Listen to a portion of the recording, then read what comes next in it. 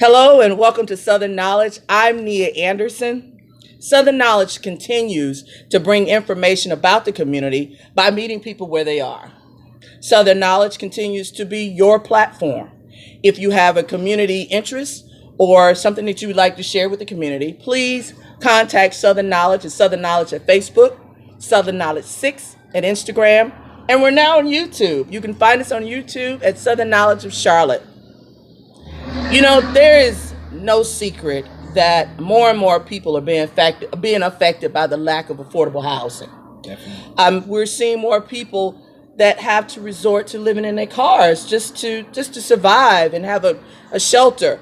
Locating a place to park without trespassing and harassment it's kind of a daunting task. Yes, ma'am. And it can also be a little frightening as well. Absolutely. We're here on location. So this is a working business, y'all. So forgive any of the background noise or whatever you hear. But we're here at 3515 Brookshire Boulevard at the Kiplin Automotive Group. Our guest today is a proud father of 6, married to his wonderful wife for 18 years. Previously the head of evangelism and community outreach, correct? From the Bronx. That's right. All right. I love it when I get people from all over the place. Proud business owner for about 20 years. Yes, ma'am. Has been in Charlotte since 2014, so welcome. So you're still a newbie. Still a newbie. General manager of Kiplin Automotive Group, family-owned business. Southern Knowledge family, please welcome Mr. James Charles to the show. Thank you. Thank you for coming and allowing me this time. Absolutely. Like I said, he's working right Yes, now. ma'am. You may have recognized the Kiplin Automotive Group and Mr. Charles from publications last month where he was featured as being a supportive business giving back to the community, basically a safe place to park at night. Yes, ma'am. Thank you so much again. Let's talk. Let's talk about this amazing gesture. Absolutely. Give us what inspired the Kiplin Automotive and Mr. Charles, what inspired you to make a difference in the community? Well, I think there are two major factors. Okay. The first factor is we ourselves at one point were in a position where we were evicted from the place that we lived. Okay. And unfortunately, the homeowner who used a management company to manage their property decided to sell. Okay. So the management company was supposed to send us something in writing and let us know that the owner wanted to sell and we needed to move. We never received that letter. The only notice we received was a 10-day eviction notice. And so at that point, we reached out to the management company, asked for a little more time, said, look, we have 6 kids, a dog, will you give us a little more time to find a place before we have to leave? Right. They said no, that, they'd sent us a notice, which we never received. We went to the court, said, hey, look, we never received the notice. We pay all our bills. We don't owe them any money. Can you get us an extension? The courts said no. So unfortunately, we had to leave. And we didn't want to deal with the sheriff putting all of our stuff out, obviously. Yeah, so we packed all our stuff together. My mom, who was here at the time, took my second to youngest back to New York with her because we knew at that point we were going to be living in hotels. Right. And we had a 6-month-old who we still had to hold on to, obviously, or we would have sent that, maybe the baby was a year, might have sent it back with grandma, but he was too young. Right. So hotel to hotel, and we did that for close to 90 days. Wow. Because we could not get anyone to give us an opportunity. Now, it wasn't because our credit was so bad at the time or that we couldn't come up with the deposit. The biggest challenge we had is that this management company had a practice of evicting people to ensure that they vacate the property. So that's the practice, okay? Meaning they want to be sure you leave. And so their way of making sure you leave is by issuing a conviction, issuing an eviction, right, and then having the sheriff, if you don't leave, kick you out. Oh, wow. Yeah, so that made it hard for us because now we had an eviction on file. Right. And, you have to apply, pay the $40, right, which, we know there's an application fee. For everything. And we just got a lot of rejection because of the eviction. The reps that we worked with all said, okay, we understand your story. Even the management company said, have the company you're trying to get in with, call us. We'll tell them, look, you guys paid, you don't owe us any money, that this is a policy of ours to do the eviction to ensure people get out. But no one wanted to take that extra step. What a terrible policy. It's terrible. It's horrible. And I can't even imagine how many other families have been affected by that. That thing still sits on my record today. No way. Absolutely. It's black and white, though. Black, and people go with black and white versus 100%. It's there today. It's public record. Wow. Yeah. So this was part of what inspired you to do this. This was the first thing. The second thing was being in the car business. We had a young lady who, for whatever reason, stopped making her payments on her car, and we didn't know why. And we were going through some transitions because we were literally in the process of officially getting started down here under Kiplin Automotive Group. Okay. And so we had to come down, track some cars down. Hers was one. When we got to the car, the repossession guy said, "I cannot take the car." We said, "Well, what's wrong?" He said, "Someone's living in it." Oh, wow. So she was literally parked at a U-Haul. Okay. One of the U-Hauls. And when we walked up to the car, she was in her pajamas. She had her head wrapped. And she was literally sleeping in pajamas in the car. And it was someone that I knew. So I went up to her and I asked her what happened. And she said, she was going to tell us what was going on. And of course, we were connected with what she was challenged with. So we end up putting her in a hotel and trying to see if the shelter would take her in. Shelters were completely full. Wow. For 3 days, we struggled to find a way to get her, out of the hotel and into something stable. Right. Till eventually we found something. But the fact that she was living in her car and the fact that we'd gone through a similar experience and could have very well been in our car had we not had the financial wherewithal to say, hey, look, we need to stay at a hotel while we go through this process. Wow. What a process. Wow. So let me ask, is it legal to live in your car? Well, it is legal to live in your car. If you have a mobile home, it's legal to live in that, but it has all of the amenities. The challenge that the people have who are living in their car is being able to stay at a place that is not illegal, meaning trespassing. Right. So anytime you're living in your car, but you're parked on property that does not belong to you, you are trespassing. And therefore you are breaking the law. Right. And that's the biggest challenge. So what are you doing here at Kiplin Automotive to help people have a place to park? Well, we just decided that we had the space and we know people are living in their cars. We understand the struggle that they're having with finding a place where they're not harassed or they're illegally. Right. And so we said we can open up our space to them to do that overnight.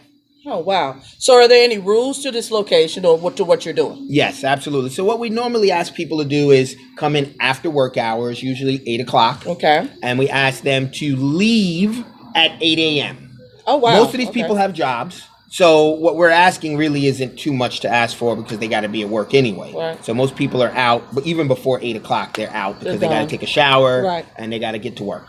Who are some of the people you've seen that have come to your lot? A lot of the people that actually come here are working people. Okay. Who are having a challenge coming up with the deposit to get into a place. So they're working and the money that they're working, they can't save because they're either staying at a hotel or they're paying for food. And by the time the week is done, the money they needed to save up to be able to put towards that deposit is depleted. So, we have a young lady who came up from Florida. Okay. All right. She came here to work and the recruiter actually told her about our location and said, look, we know you don't have a place to stay right now. You're staying in your car. You should check out Kiplin Automotive Group. They're allowing people to stay at their lot overnight. Wow. So that's how she found us. And she's still here with us. You just never know. No. Oh, wow. That's interesting. Got a question about staying on the lot. Now, I mentioned before, people have a hard time locating a place, but the most important thing is a safe place. Right. How is Kiplin Automotive Group's location How safe is it? Sure. So, a couple of things. One, because we have no fences, we rely heavily on lighting and cameras. Okay. So, lighting and cameras help with creating a safe environment. That's the number one thing. Okay. The second thing is, we have done everything we could since we've been here to integrate with our surrounding community. We definitely do not live in, the most snazzy area of town, right? We're not parked in the most snazzy area of town, right. But what we've tried to do is make sure that the people who live in this community know we're here for good. For good. So I've had, people who have been standing out in front of our location in the hot, heat of the day, and we've, brought water to them. We have people who unfortunately have addictions and things right. of that nature that cause them to be really down on their luck. We do everything we can to let them know we're here for them right. if they need it. So we haven't had any problems with people breaking into our cars, messing up our assets. We haven't had any problem with people breaking into our building. Matter of fact, we're a little lazy. I don't know if you saw our window was out. We are so lazy because we know no one's going to break in because they love us here that we haven't even fixed it yet. So that's just kind of how we do things. And that's probably why we're getting a lot of you can hear right. Brookshire Boulevard. Yeah, right outside. Yes. Well, that's awesome because that means that people care about their community more than people really think they do. They do. They really do. Yeah. So how can the community help Kiplin Automotive Group continue to do such wonderful work? Okay, so people ask us that all the time. I get calls. I've had calls from all over the country. International calls. We got calls from Canada. We got calls from Texas, Michigan, California, Washington. Everyone asking how they can help or just to thank us. So what we find is that the people who are in this position very likely are people who are just one check away from getting that deposit. Absolutely. So what we would like to be able to do is create a program that will allow people to transition from the car to housing. Many times that means a few extra dollars combined with what they have to help them to get into that place. Okay. So we set up a GoFundMe page, which we haven't launched yet, because we decided that I could have done everyone was asking for us to set up the GoFundMe because they were ready to give when the article went out, they were ready to give right away. Right. But I didn't want to do it under my name. Right. So we set up a GoFundMe specifically to under a nonprofit, specifically to help the people that we're in the process of helping right now. Wow. So this nonprofit should be done in the next couple of days. Okay. It should be ready to go. And the GoFundMe will be released at that time. And then anyone who wants to give to help us manage the transition process would be great. And this nonprofit is going to be dedicated 100% to this one task. 500 people. Okay. Our goal is 500 families. We want to help 500 families get out of their cars in 2020. 2020? Yes. 500. 500 is the goal. Oh, man.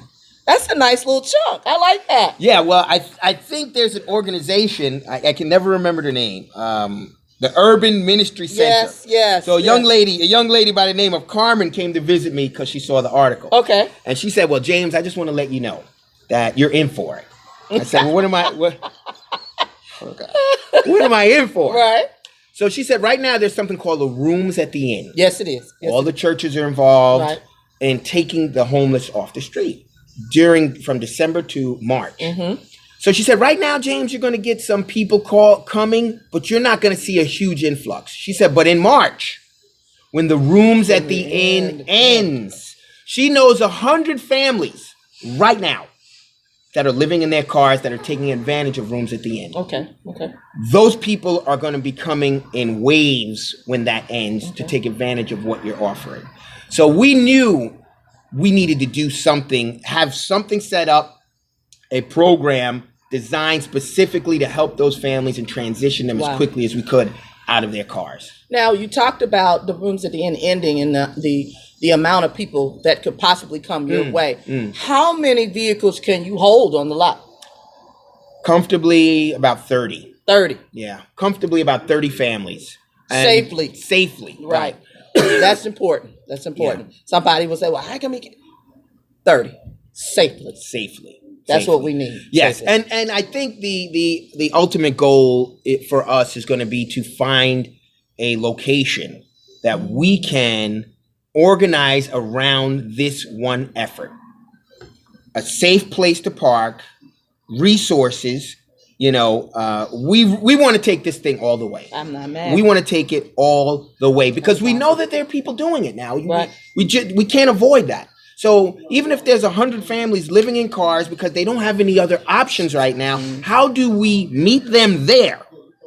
How do we meet them right there and then help them make that transition? You got to wash your clothes. Yeah. You got to take a shower. You got to eat. So maybe we can set up an environment specifically for those families that's what they're doing, that's what their need is right now, and make sure they have access to washing machines, access to showers, right. The things that they need, while we at the same time encourage them not to be, make this home 90 days from car, vehicle to roof over your head. So 90 days is what you're giving. 90 days. 90 days. That's a long time. That's that's how long we needed. Yes.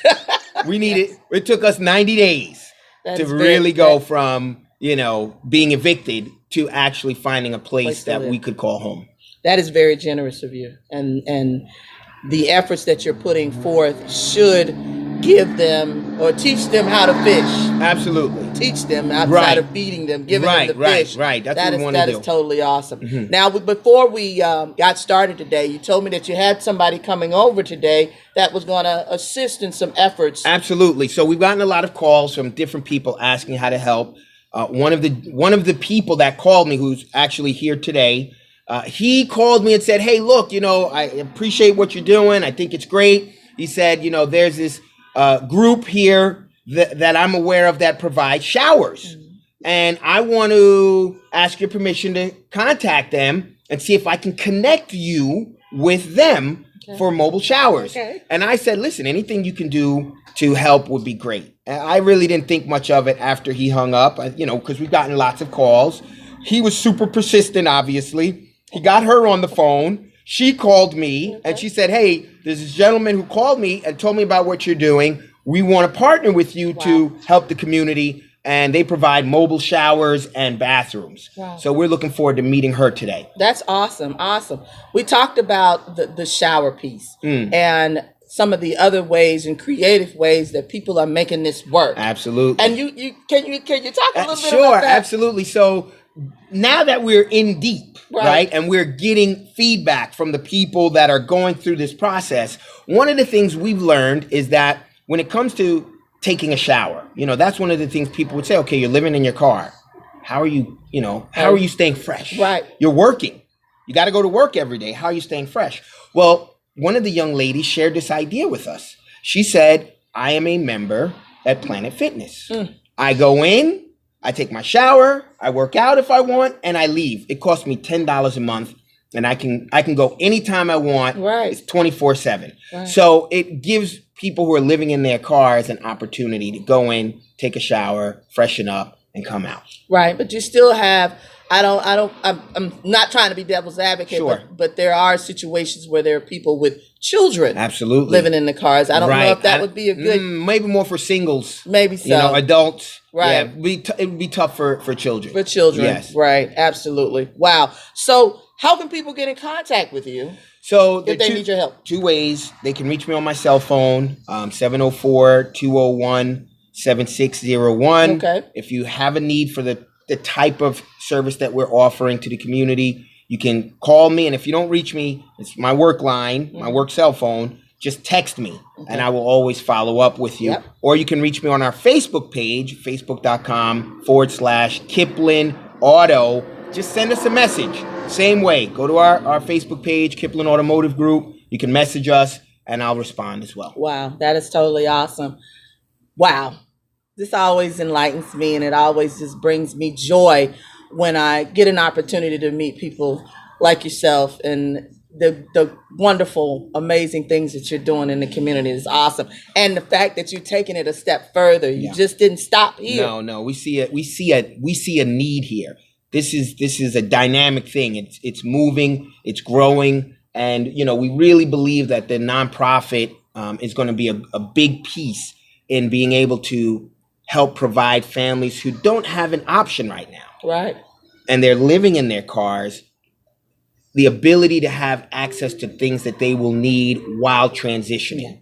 Because it's going to be difficult for us as a dealership to continue doing this, in the long haul. This is a short-term fix, and our desire is to be there, but we know it's gonna grow. We know because we're getting calls every day, and as I mentioned to you, I think I told you, the young lady from the urban ministry said that she knows 100 families right now that need it. Right. So if there's that type of need, we need to put something in place now that can meet that need. Absolutely. Absolutely. Wonderful. Thanks again. I want to share something if Mecklenburg County or Charlotte didn't know.